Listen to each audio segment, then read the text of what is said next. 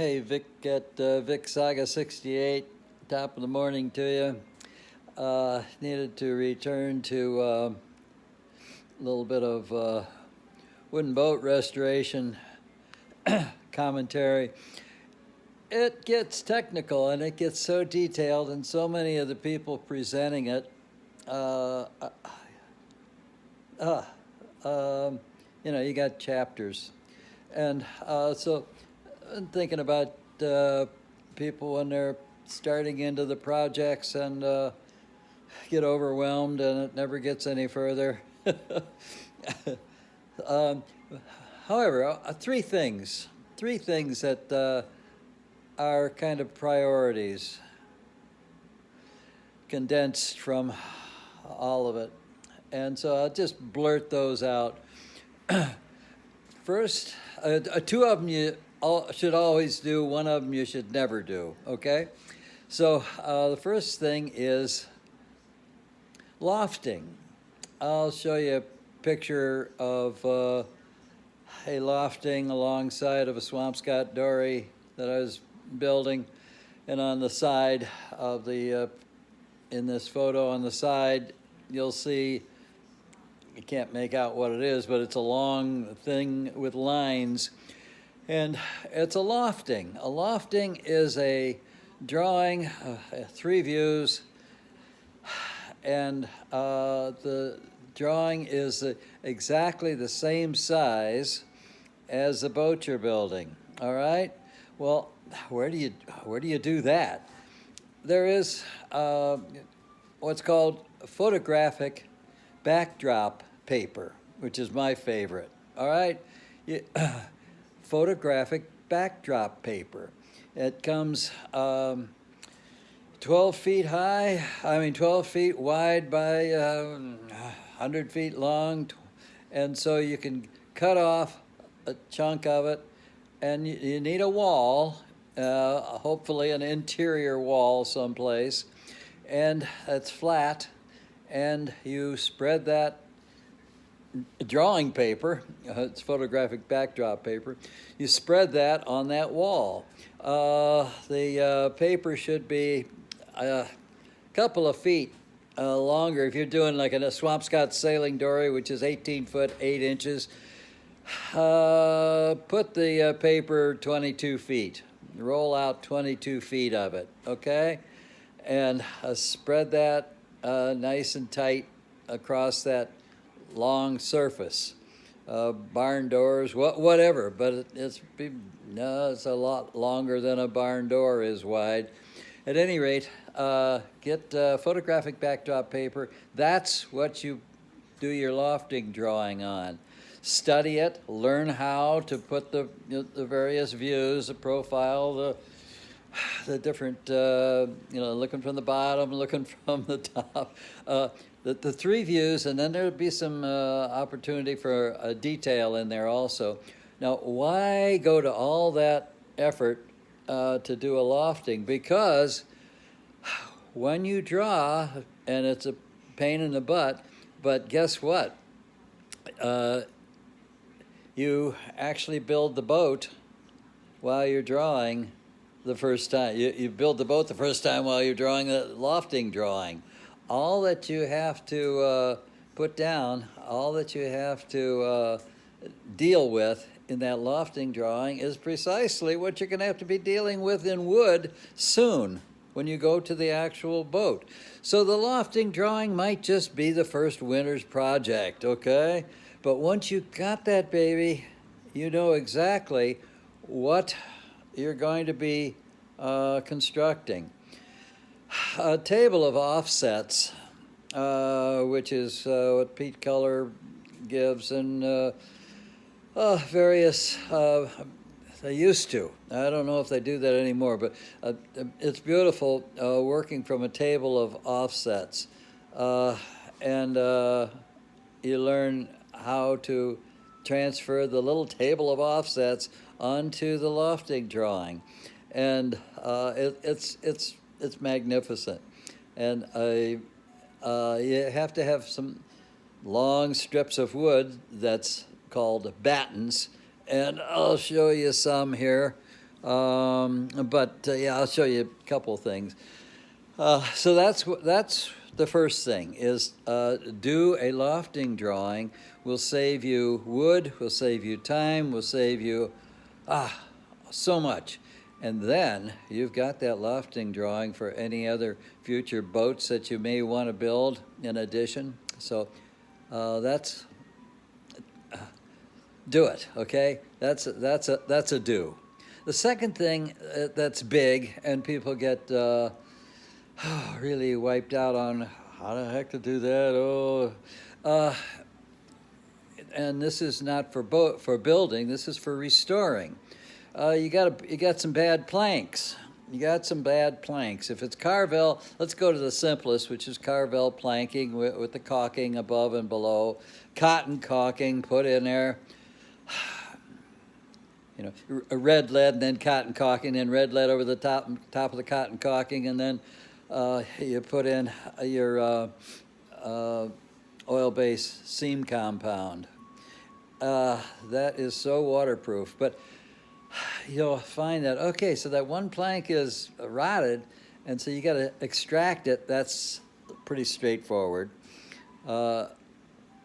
provided it's slotted screws and you've got your good set of slotted screwdrivers. I've been all over that with my wooden boat restoration, Gosling restoration videos. But you're going to replace that one plank, and so you take it off, and then what's called this thing that seems people describe it in overly complex manners, called spiling. Spiling, S-P-I-L-I-N-G, spiling. And so what's spiling? Spiling is a very simple thing. You lay something down in that opening of where the plank was, and you put it together in any way possible, and then roughly, and then it fits in there, but not very well. And then you put in all these little pieces of cardboard, whatever, not cardboard, but something thinner, something smaller, more precise than corrugated cardboard, something that mat board, or something that's very nice. And so you make a spiling. So I'll show you those two things, because these are in the same area, okay? And so bear with me, here we go. And over here is, first of all, a lot of battens, okay? These, a lot of them are cedar strip frame for canoe construction, but here these can be these are battens that can be used for a lot of different things, and one of the things that you use them for is, back to boat building, when you start setting up your frames for building the boat, and you start making your marks, you use battens to where the planks are going to be, all right? And in some cases, it's where the top of the plank goes, someplace where the bottom of the plank goes, whether it's what kind of construction are you using, lapstrake or Carvel. At any rate, the battens have a natural wooden shape and curve to them, and they bend one way real easily, of course. they bend this way very easily, okay? You can bend them down very easily. They don't bend sideways. They don't bend sideways. Don't force them sideways. This is huge. That's called edge setting. When you get to to your boat, and you're putting the planks in, you put the garboard in fine, and you got things going along. Then you got some compound curves maybe in the stern for some of the planks, and whoa, those planks just, oh my God, hard to get them in. And so you do this thing, this violation, this thing that you don't ever do, and that is edge setting. Edge setting is where you take a plank and instead of bending it this way, you bend it sideways. Planks don't like that. They will get revenge. That edge set plank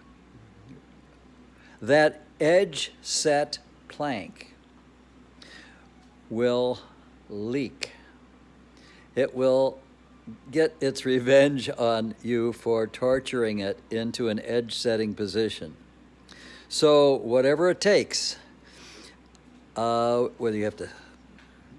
it takes, get it right, shape it. Do not ever edge set a plank. All right, so that's the don't do. Okay, back to the do, which is the when you're doing your lofting, you use these battens. You use battens to get your curves correct, okay? You use those guys. And you lay the battens, that's what you draw your lines with, all right? Because it's the natural curve. As Pete Culler says, if in transferring your offset numbers to your drawing, to your lofting drawing, if the little dots don't match up, ignore the dot. Pay attention to the wood. Pay attention to your batten. Your battens are what you're making, is the material you're making the boat out of. Don't force it. Just let that flow of the wood happen. And it's interesting. So you throw math out the window if you have to, in order to be true to your battens, be true to your wood, be true to your natural materials. Isn't that interesting? Now, this is not new stuff. That's the old way. And we know about old ways, right? Yeah, okay. So that's this thing here. Back to spiling. All right, so here is a here's a spiling plank. Let me get some distance on it. There you go. You can see it there. Let me turn it around so you can identify which one it is. All right. So once upon a time in a boat, there was a need for a new plank, a longleaf yellow pine, as it were, and took out the old one and put in what? First of all, what goes in is a spiling plank, if you want to call it that, spiling composite. And so let me take it down and put it on the floor even, so that you can kind of see how this thing looks. Natasha, are you okay? I'm not. It's not heavy. It's not going to crush you. Coming down. Here we go. Okay. All right. And there we are. That's a spiling plank. Okay. And it's so simple and yet precise. All right. Very precise. And fitting that end perfectly so that fits into that looks like a bow. Well, it could have been a stern plank. I can't remember now, this particular one, who knows. But basically it's this piece of wood that looks like that. And it's fabricated out of, what the heck, that's just scrap pieces of Luan that then are put together, and then hot glue the black over the top of it in order to get it really tight up against the sides, so that those measurements right along the side. Is that close enough?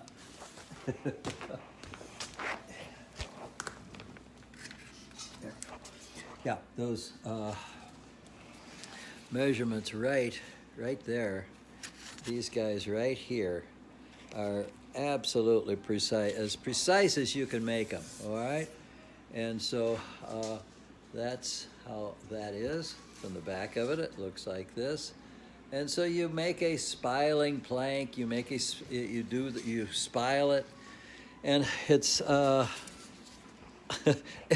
it's so simple that to talk about it makes it ultimately complex, okay?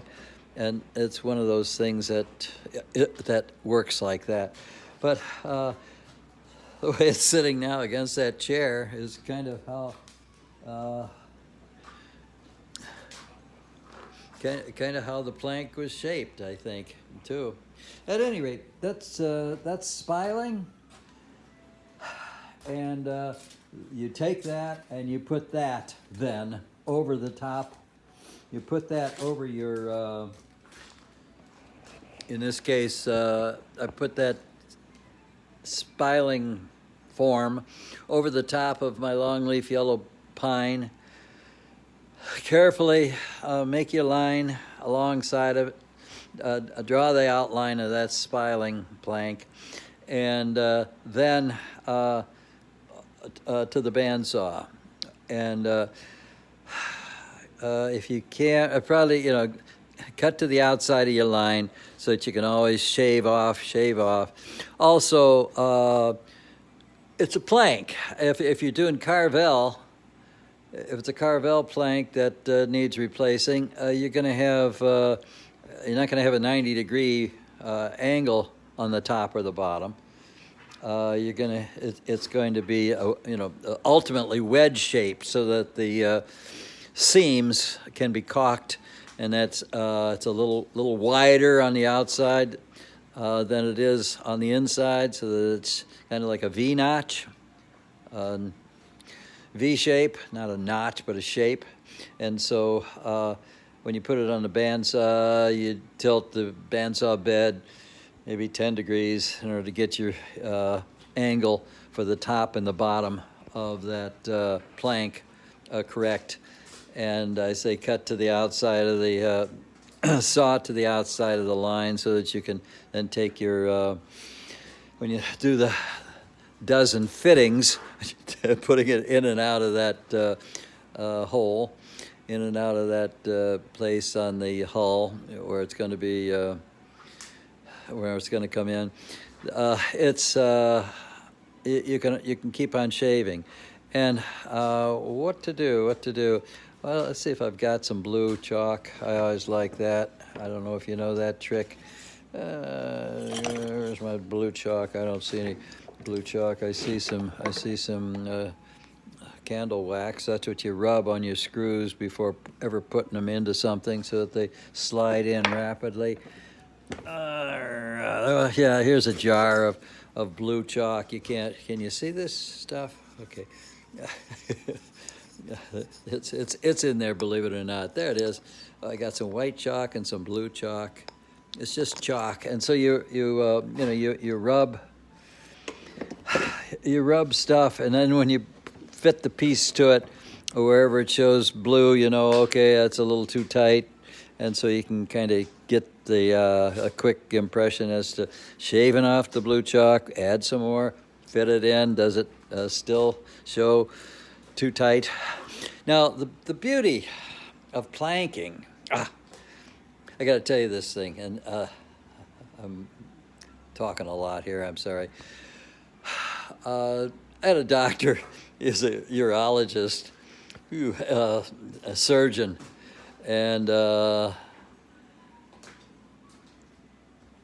was telling him about, project. We were sailing one of my wooden boats, and he was saying, it must be amazing. I was telling him about planking. He said, woo, that's got to really be careful. It's got to be watertight. And I said, well, the truth of the matter is, you're talking a lot of absorption of water and expansion, wonderful things of expansion. And if planks are so much easier to do than is interior joinery and cabinet work and all that kind of fussiness on the inside of the cabin. And I said, with planking, you just kind of get them close. And if you caulk them well, that's, you got each plank, let's say a six inch plank, 6.5 inch planks, each of them soaking up, and they're expanding 15% each of them. All right, that'll close up a 1/2 inch gap. I mean, you don't want to leave a 1/2 inch gap, but if you've got an old boat, sometimes you have, and it's surprising because she'll take up so much. And I said, so all you have to do is get it close if it's below the water line. And he said, well, that's a lot like surgery. He said, really, if you can get the membranes when you're doing surgery, yeah, you want to stitch where you can, but and when you can and how you can. But oftentimes, if the membranes are just kind of touching, they will fuse together. He said, so that's a lot like surgery, like urological surgery. So put that in your pipe. I love that. It's like there's so much organic, natural. We are things of nature, and dealing with things of nature, of which boats are, it's thrilling, rejuvenating. I'll even go to the point of saying. So, okay, I'm closing down now, okay, on this, but I wanted to let you know the two things that you have to do and one thing you shouldn't ever do. Two things is if you're interested in building a boat, do the lofting. Do the lofting on photographic backdrop paper or any other way you can do it. Now, realize, I've done that in cold barns, and so you're doing a 20-foot drawing, and on 20 feet at 80 degrees in that barn is one dimension. That 20-foot boat, when it's 10 degrees in there, I don't work below 18. When it's 18 degrees in there, those dimensions will change a tiny bit. Don't be alarmed, okay? Well, the truth is that same thing's going to happen to the boat out on the water, isn't it? Isn't that something? So, life. What I am closing down here with is that realize, and I should mention this more often so that people get this thing. It's like it's called a playlist. I do a lot of things, and I have done a lot of things, and I'm not a professional in a lot of them, but almost all of them I've got at least 20 years of experience. How can that be?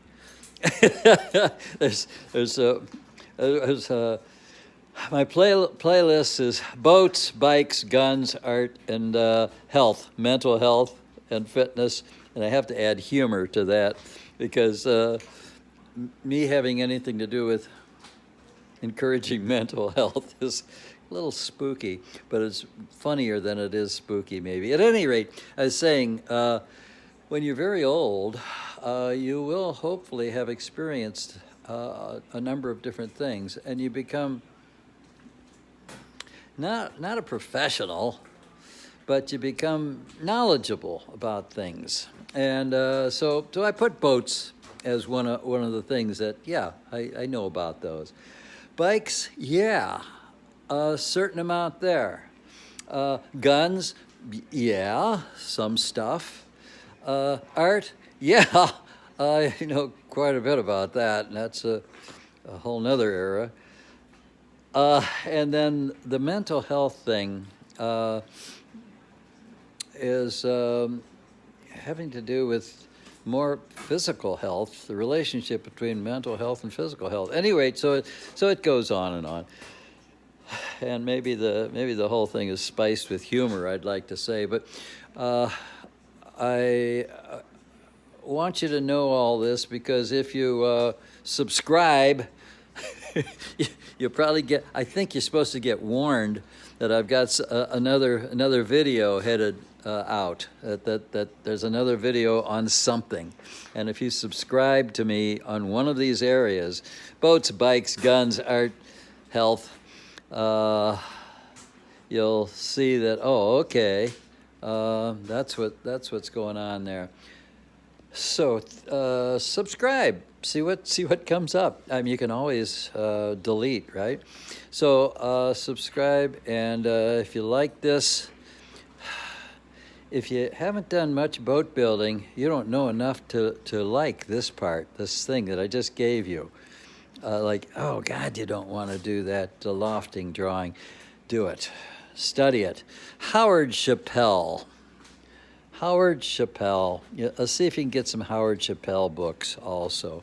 All right, just at a glance. Oh, for crying out loud! This is the one of the old masters, and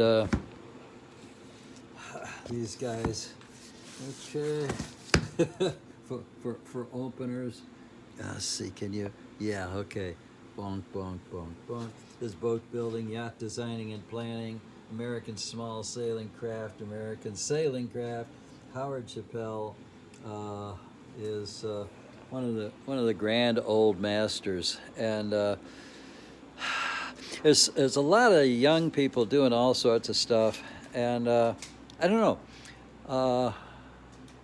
I am old, so I like to drop back with all of my stuff, whether it's boats, bikes, guns, whatever, huh? And enough for this video. Wow, I think that's, oh my God, that's almost 27 minutes. Thanks for, all you wanted to know was something about wooden boats. All right, bye for now. Thank you for being here.